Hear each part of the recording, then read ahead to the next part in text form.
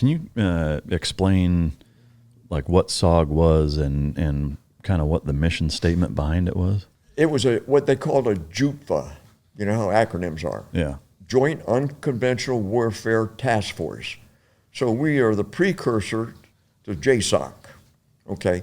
So the lineage comes from OSS, Jedburgh teams, Philippines, Alamo Scouts, you know, the Korean War 82-42 guys that stayed up north when the Chinese came in. And then again, the switch to counterinsurgency, and we knew what happened to the French, and again, because of the geopolitical situation, we were going to have to do a lot of this. We weren't following the Marquess of Queensberry rules. You know, we weren't following the Geneva Convention in some things. So that's kind of how it evolved. Our first manual that we used was the British Malayan Handbook. We didn't have really, our manuals came out later, but we were basically following what the Brits did in Malaya. And that's how the body count thing started. Well, it worked in Malaya because they were able to seal the border, and then they had 3,000 CTs, they called them, and they killed one, they put his picture up. And then pretty soon, you know, you knew you were getting, well, we never could seal the North Vietnamese coming out of Laos and Cambodia. So body count it worked against us in a Psy-war thing and in the press, you know. And their body count, you know, when they got killed, it wasn't on the news. Yeah. Our body bags were on the news every night of guys being put in helicopters. Yeah. So what the hell was his name? Can't stand the guy now. I mean, I can't remember him. He was there at Tet. Edward, no, what was the name on the CBS guy that was a great newscaster? Not Cronkite. Not Edward R. Murrow. That's World War II. That's how old I'm getting. Yeah, I'm not sure. Oh, it'll come to me. What was it? Was it Meese or Cronkite? Huh? Walter Cronkite. Okay. Yeah, that guy said, he's the one who got on, and I'm in Vietnam, and there's no way we can win.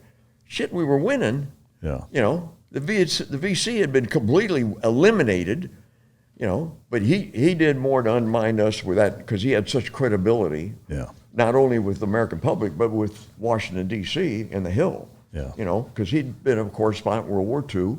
I mean, the guy, you know, but he got it wrong. Yeah. I'm sorry, what was the question you asked, sir? Well, just, you know, in terms of the kind of the main mission set that SOG had, like, you know, basing it off of the SAS in Malaya. Oh, that's right, the Malayan Handbook. And basically, the CIA was screwing up big time. And the Kennedy administration said, I want the military in this. And that's when this thing called switchback, when now I guess the CIA is back in the paramilitary more, yeah. But they got out of the paramilitary.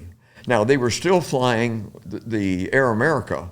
They were supporting our special forces teams with the CIA airlines, quote, Air America. But we basically took over the CIA's dirty job. I mean, you know, hands dirty type job. Yeah.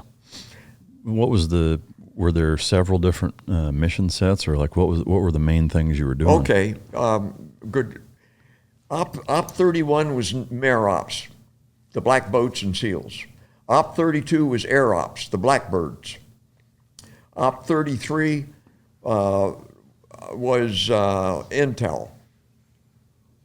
Op 34, PsyOps, or no, 33 was PsyOps, 34 was Intel agents. Op 35 is the one that everybody knows about. That's the ground recon. Missions, wiretapping, interdiction, PsyOps, prisoner snatches, bomb damage assessment, pole bean operations, igloo white operations. So these are the guys that, and rightly so, you know, we never exceeded more than about 500 guys at one time in SOG, and you got like now I think 27 Congressional Medal of Honors, Yeah. and you had 3 Medal of Honors in the SEAL teams in Vietnam, Yeah. and that was only 2 teams. Yeah. Yeah. With like a couple platoons at a time.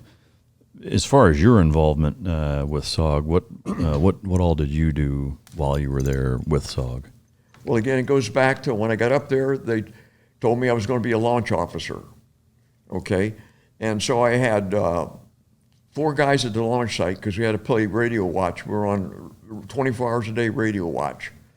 And I would get in a helicopter or a bird dog, and I knew when a team was being taken from my operating base, which was back at the 101st headquarters, and the team was on the way. Then I'd make contact with a cubby rider, and then we'd already done false insertions, and then they'd put them in, make sure we had commo, and then I'd come back to that fire base and basically sit on my butt radio watch. Yeah. I mean, nothing but it was important, and you never really talked. You just broke squelch. Oh, really? Yeah, you didn't do any talking on that damn radio because they had their people listening. Yeah. Matter of fact, that's how we knew our MIAs were KIAs. The Vietnamese ran a 16-inch, I think, copper commo wire all the way down to the Cam Au Peninsula, and they had a tactical net and an admin net. And so let's say Neumann von Schlitz had his counter what they call them, counter guerrilla team. Let's say they waxed one of our teams, and they would photograph their bodies and take all, and of course our guys are wearing sanitized fatigues and everything, and I never wore rank or anything when I was flying. It was always sanitized fatigues. And then we would have wiretaps. So we would get this Vietnamese guy that was put in for a medal because he had waxed one of our 10s. Oh, wow. So we knew the grid coordinates and everything, but we couldn't tell anybody. Yeah. And the saddest part was I lost a team, and the kid's name was Cecil, and his dad was a colonel in the Air Force in Tan Son Nhut, and he kind of knew what his son was doing, but I don't know how in the hell he found out, but he ended up flying out to the fire base whip, and he asked me what happened, and would he see his son again? And of course I didn't know at that time he'd been already KIA. He was MIA officially, but later on we would get that admin report 2 weeks later. Yeah. And I just had to say, sir, I'm sorry. I said, I don't think you should be very optimistic about seeing your boy again. Wow. Because we never had a SOG guy captured. We didn't have one SOG guy in Hanoi Hilton. They all said, to hell with it. We're going to go, and we're going to take as many of them with us as we can. Yeah. So we don't think we had any SOG guys captured.